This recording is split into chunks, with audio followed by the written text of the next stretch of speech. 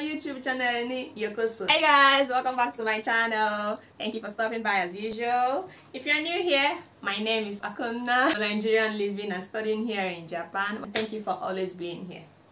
You know, I just had to show off. I mean, might as well. What are you saying? And also I had to dress like maybe the Japanese.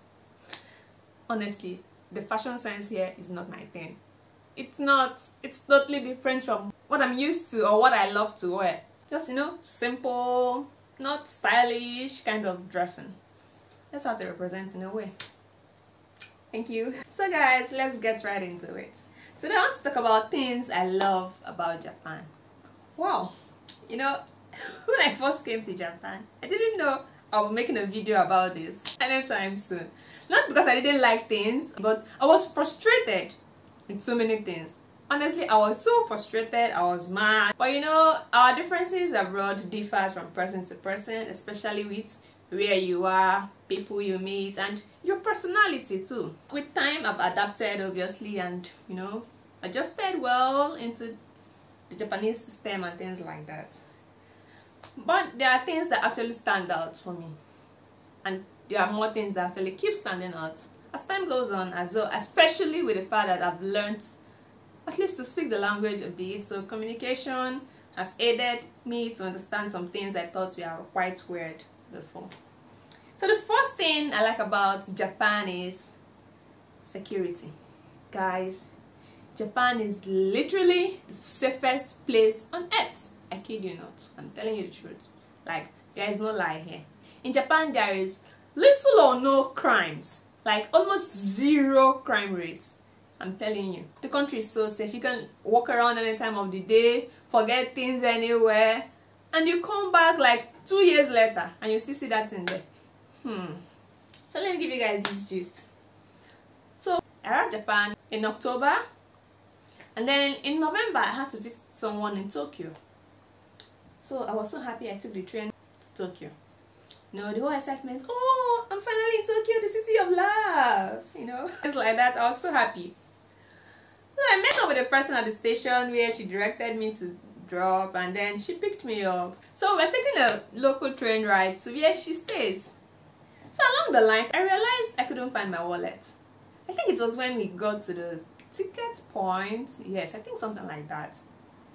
I wanted to pay for the ticket, and then what's happening? I can't find my wallet. I checked. I couldn't find my wallet. God, I was crazy because I had lots of money in the wallet, and I had my tickets back home in the wallet, which was quite expensive too. Oh my God, I'm like, what's happening? That was the start of a bad day for me. You can imagine being so excited that you're coming to Tokyo, and then just on arrival, a few minutes later, you're looking for your wallet. My whole ID cards, every single thing was in that wallet. Like literally my life in Japan at that moment was in that wallet. But something kept telling me, calm down, this is Japan. You will see that wallet. So we finally got to her place, you know, I tried to, you know, feel good, but my mind was still there. So I think around 5 p.m. when I wanted to come back to my base, I went back to the train station. I didn't find the wallet. We spoke to the staff. They said they didn't see any wallet and no one mentioned about a missing wallet and things like that. So they said we should report to the police station. We went to the police station. They said, okay, they took my report. So I came back to where I am based. That was on a Sunday. So on Monday, I didn't hear anything. I was already feeling, oh my God, why did I even go to Tokyo? Why did I even withdraw money? Why did I even go with my wallet? How am I supposed to make a journey without my ID cards and my wallet? And money, of course. But you know, I was beginning to feel a bit frustrated, but this was just barely, I'm not sure if it was up to a month. No, this was towards the end of October. So like 3 weeks after my arrival. Yes, I remember. But on Tuesday morning, I received a call. Oh, are you this person? Yes. Did you lose the wallet? Obviously, I don't understand Japanese. I just knew the person called my name. So I just said, hi. That's yes. So the person kept saying things, but I didn't understand what he was saying. I didn't. So I just told the person the only Nihongo I knew, that the only Japanese I could speak then was probably good morning and wakarimasen. So I just told the person Nihongo wakarimasen, that's I don't understand Japanese. So he just said something else and then the call ended. So I went to school and then I told my professor, please, can you help me call this number? The person called me and was saying something I didn't understand. So he called and they're like, it's about a missing wallet. She lodged the complaint and all that. And I'm like, oh my God, finally. Yes, please, yes. So after all said and done, long story short, the next day on Wednesday, around 7 p.m., the delivery guy was there and my wallet was right there in my hands. You know the funny thing? The guy asked me to confirm the contents of the wallet. Guys, that was what shocked me. I had about 25,000 yen in that wallet. With my return tickets and my ID cards and some other things in the wallet. I checked on every single dime, like every single 10,000 yen bill, 1,000 yen bill, and other things that were in the wallets were intact. Guys, this was Tokyo. I think one other thing that really made me, feel more surprised was this wallet was lost in Tokyo. Tokyo is not just for Japanese. Like, everyone that knows about Japan obviously knows that Tokyo is a hub, a busy hub for foreigners.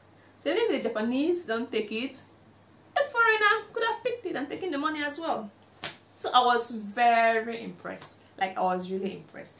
Then number 2, guys, convenience. I think I've said this in one of my videos, but convenience in Japan is here on another level, top notch. Like, these guys don't joke with convenience. They have redefined convenience so much that I kind of feel like adapting somewhere else that is not as convenient as Japan would be a bit difficult for me. Like, you literally see convenience stores on every street, vending machines here and there, guys, and coin laundries. Like, you don't need to bother yourself if you don't have a washing machine. Just walk down the street, you'll find a coin laundry. Put your clothes, the machine washes them, you put the coin and your clothes are clean. Like, the coin laundries are something else. I've never used them actually because I have a washing machine, but the thought behind this, like, you see about 6, what am I saying? Like about 15 or 12, 10 washing machines and dryers in the coin laundries. Oh my God, then the vending machines, you guys know now. I don't like stress, so I love the vending machines. Like, I love it. They deliver top-notch quality service to me. In the middle of the night or you're stranded, you could just easily find a bottle of drink, water, things, and then other things that you might need. You can just run out of tissue paper at night and then you need to use the toilet, you don't have tissue paper. Guys, dash off to the convenience stores. You might just be in need of maybe sugar or just something so important at night. The convenience store is there for you. 2, 4, 25. Because I think Japan actually has 25 days in a week. So that's how convenient their convenience stores are. Actually, something blew my mind one time ago.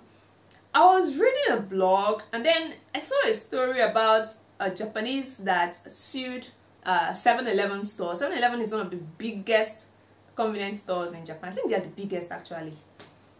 So a Japanese man who had purchased their franchise sued them. Guys, can you guess the reason? So this man complained to 7-Eleven that he wants to shorten the operating hours. He wants to operate from 5 a.m.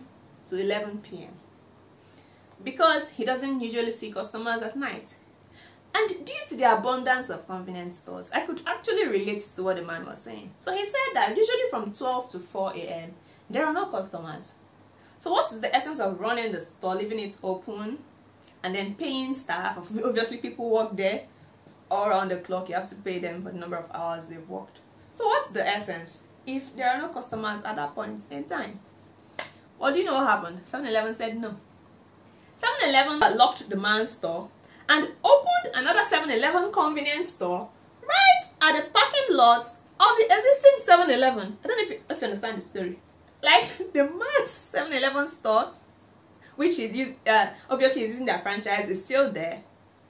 But because he said he wanted to shorten the operation hours and 7-Eleven refused and he insisted, so they locked the store and then erected a makeshift 7-Eleven convenience store at the parking lot of that already existing convenience store. So this is how they prioritize convenience. Like they didn't care whether you don't have customers all around the clock, but just be open because you might not know. And even one of the, I think in one of the points they give, they said even if it's just one person that walks in, you've saved that person some stress. I'm not sure how they actually came about that whole convenience thing, but it's actually nice. Another thing, number 3, is sense of responsibility. I think this is really deeply rooted in the culture of the Japanese people. Like almost every Japanese has this heightened sense of responsibility. They put people first before themselves. Like the way they take care of the environment. Like, guys, this country is so clean. Even though you don't have trash cans everywhere, but the country is so clean. People would buy something, maybe eat something or use tissues and put it right back in their handbags or whatever they have, or in their pockets till they get home. Guys, I'm doing this now. Like, I do it too. People would see something that fell off maybe from someone's bag or something, they will pick it up and look for the nearest trash can to dispose it. They are just good when it comes to this. Like, their heightened sense of responsibility is something else. So, you know, with this whole COVID thing happening now, Japan hasn't really had so much cases when compared to other G7 countries and all those highly developed countries. So one of the reasons that people pointed out, which I kind of agree with, is in Japan already, because of this whole sense of responsibility, prior to COVID actually, wearing mask is like a normal thing, like a way of life. When people have cough, when there's flu in the air, when it's influenza season, people will wear masks. When people even feel headache, they wear masks because they have the other person in mind, you know, just to make sure that every other person around them doesn't feel or contact whatever they have, even if it's not a disease that is easily transferable. Guys, these guys are just good with that. I just remember something that happened during these COVID times. So I was very sick. I couldn't even lift myself, and then you're asking me to wear masks all day. Like, I'm tired. I'm just tired. I need to breathe. Whenever I wore the mask, I felt like I couldn't breathe well. So I was talking to someone one day and I said, no, I'm done with wearing masks. I can't wear masks again. So the person was like, why? I said, this is Japan. Everybody's wearing masks. So I'm sure I can't get COVID. Because every other person is wearing masks. Like, guys, oh no, I really applaud them for that. Then number 4, bullet trains, popularly known as Shinkansen. These trains are they are something else. It's out of this world. Like, I think many people must have heard about the popular bullet trains. These Shinkansens, their speed is like the speed of light. You know that speed of light we use in physics and chemistry. The speed is like the speed of light.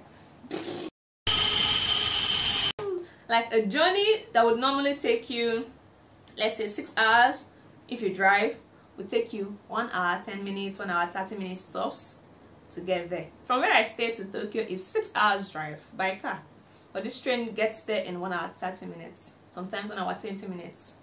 Like, it's so fast. I love that train, like, very well. I always look forward to traveling because of the train. And I don't even use planes to go to other cities because the train is even fast, and then the train stops you right in the middle of the city. Or like if you use the airplanes, they drop you at the airport, and you know the airport is usually at the outskirts. The next thing I love about Japan, I think that I love about the Japanese people, is that Japanese people respect people. They respect time, and they respect job. You see these 3 things, they don't joke with it. The Japanese respect people so much. Obviously, you already know they are like the most polite people in the world. So they respect people a whole lot. They don't care about your age or whatever features you have. They just respect you. Whether you're a newborn child or anything, they respect you. And they respect time.